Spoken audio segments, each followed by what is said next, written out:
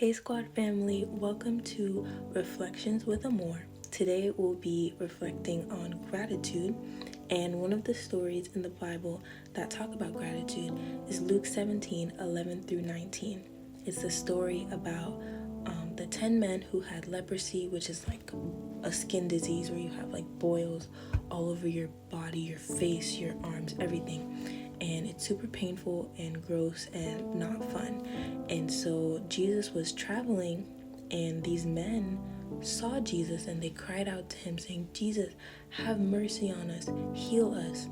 And Jesus sent them on their way to the priest, and on their way there, Jesus actually healed them, all 10 of them, but only one returned to thank Jesus. And Jesus was like, did I not heal 10? Where are the other 9? What's going on? And Jesus said to the one that returned, "Get up and go on your way.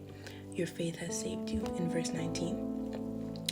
And after reading this, there are 2 reasons that I see why gratitude is so important to us as Christians.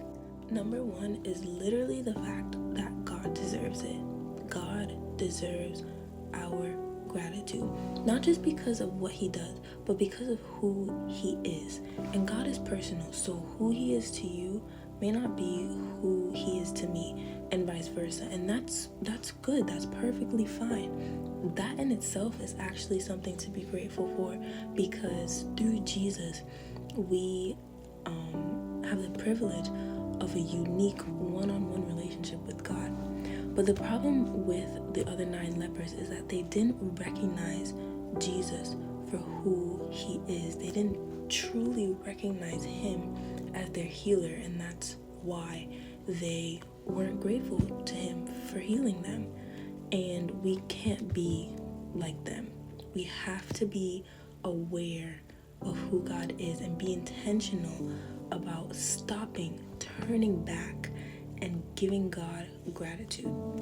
And in verse 17 and 18, Jesus said, "Were not 10 cleansed? Where are the 9? Didn't any return to give glory to God except this foreigner?" And so Jesus had an expectation for these 10 lepers, and he has the same expectation for us. God expects gratitude, not because he needs it from us, but simply because he deserves it.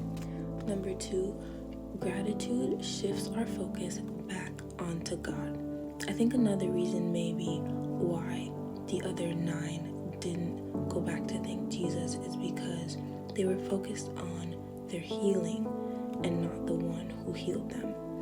And oftentimes we get caught up in ourselves and our circumstances and even other people's business, and we're focused on all these things rather than focusing on who's most important, which is God. One thing that I love about gratitude as well is that we can use it to fight against the bad things that we're focused on too. I think of anxiety, for example. Instead of focusing on the things that we're worried about, we can thank God for being our peace, for being our strength, for being in control. We can thank him that his word says we can cast our burdens on him and cast our cares on him, because he cares about us. He cares about the things that we care about. We can thank him that his word also says his yoke is easy and his burden is light, and he wants to help us. He wants to carry our burdens. We can also think about comparison, and instead of focusing on other people and other people's lives, we can thank God for who he is in our lives and thank him for what he's doing in our lives, Gratitude is also not just what you say with your mouth, but a mindset that we have to practice having daily. And it's also a heart posture, acknowledging who God is and thanking him for who he is, acknowledging and believing that God is worthy of our gratitude, and telling God that he's worthy.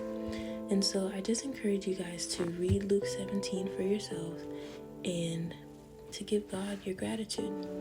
Happy Thanksgiving.